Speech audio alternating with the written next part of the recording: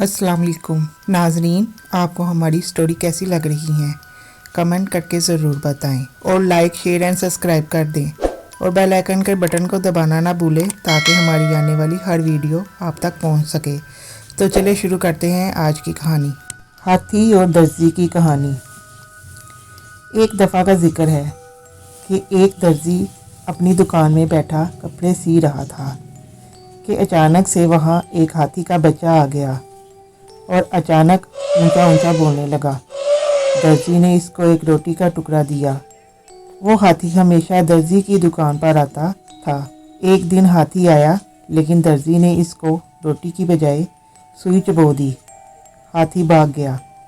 अगले दिन हाथी फिर आ गया लेकिन इसकी सूंड में कीचड़ से भरी हुई थी और इसने अपनी सूंड से कीचड़ दर्जी के कपड़ों पर फेंक दिया।